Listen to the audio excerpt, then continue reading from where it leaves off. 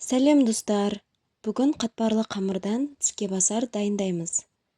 Ең алдымен бізге керекті осындай қатпарлы қамыр және де вареный сгущенка керек.